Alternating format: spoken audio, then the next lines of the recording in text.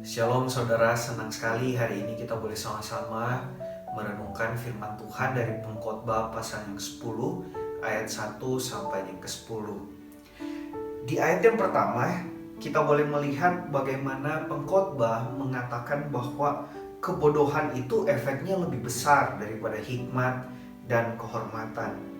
Memang kita tahu bahwa orang itu akan lebih mengingat kebodohan daripada hikmat dan juga kehormatan. 100 perbuatan hikmat dan kehormatan dapat hilang sekejap ketika kita melakukan satu buah kebodohan. Kebodohan adalah hal yang mengerikan sekali karena kebodohan ini tidak dapat disembunyikan. Kebodohan akan muncul dengan sendirinya dan cilakanya kebodohan ditunjukkan oleh orangnya sendiri. Orang bodoh seperti mengiklankan kebodohannya dan diumbar kepada orang yang lain. Bahkan jika Bapak Ibu bisa melihat di ayat ke-12 sampai ayat yang ke-15, di situ kita bisa melihat bagaimana orang bodoh jatuh karena perkataannya sendiri. Orang bodoh banyak bicara, tetapi perkataannya akan memperlihatkan kebodohannya. Bagi pengkhotbah, kebodohan sama sekali tidak berkaitan dengan latar belakang seseorang. Pengkhotbah ingin menunjukkan bahwa kebodohan ini adalah seseorang yang tidak menjalani kehidupannya dengan baik. Di ayat yang keempat sampai ke-7 di situ Bapak Ibu Saudara boleh melihat bagaimana pengkhotbah mengatakan bahwa kebodohan bisa terjadi di antara orang kaya. Kebodohan bisa terjadi di mana saja, di dalam istana, di antara banyak sekali orang yang bisa menjadi penasehat, di antara orang kaya, bahkan di tempat-tempat yang tidak terduga. Pengkhotbah ingin mengatakan bahwa banyak hal yang terjadi yang gak masuk akal. Orang bodoh duduk di tempat tinggi, orang kaya duduk di tempat rendah. Budak menunggangi kuda sementara pembesar jalan kaki. Bapak Ibu Saudara, seringkali kita bisa melihat bagaimana orang-orang kaya harus jaga toko. Orang-orang kaya harus bekerja, banting tulang, kerja kotor-kotor. Lalu siapa yang menikmati kemewahan di dalam rumahnya? Pembantu. Bagi pengkhotbah, ini adalah sebuah kebodohan. Lalu pertanyaannya, bagaimana kita menjalani hidup ini?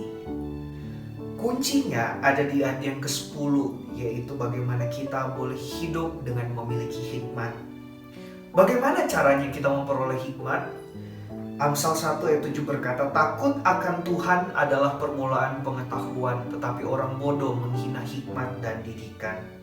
Hidup takut akan Tuhan adalah hikmat yang diusulkan oleh pengkhotbah. Karena itu di akhir kitab pengkhotbah yang merupakan kunci dari kitab pengkhotbah ini, di dalam pasal 12 ayat 13 berkata demikian. Akhir kata dari segala yang didengar ialah, takutlah akan Allah dan berpeganglah pada perintah-perintahnya, karena ini adalah kewajiban setiap orang.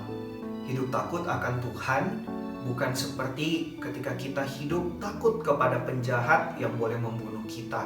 Hidup takut akan Tuhan bukan seperti ketika kita hidup takut kepada seseorang yang bisa memperlakukan kita dengan semena-mena.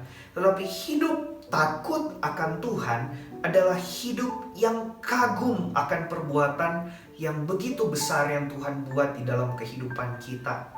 Bagi kita orang-orang percaya, hidup takut akan Tuhan menunjukkan betapa indahnya Tuhan yang boleh memberikan kita pemeliharaan sampai saat ini, boleh memberikan kita keselamatan, dan bahkan memberikan kita kesempatan untuk boleh melayani Tuhan.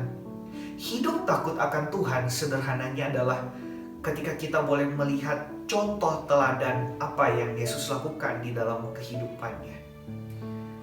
Karya penebusan yang adalah kebodohan bagi dunia ini diubah menjadi sebuah harapan justru bagi kita orang-orang yang bodoh ini. Hidup ini hanya sementara. Satu kali kita pun akan mati. Tetapi ketika kita hidup takut akan Tuhan, kita tidak akan pernah menyesal satu kali ketika kita mati. Demikianlah firman Tuhan berbagi kita yang membaca, merenungkan, dan melakukannya di dalam kehidupan kita sekalian. Amin.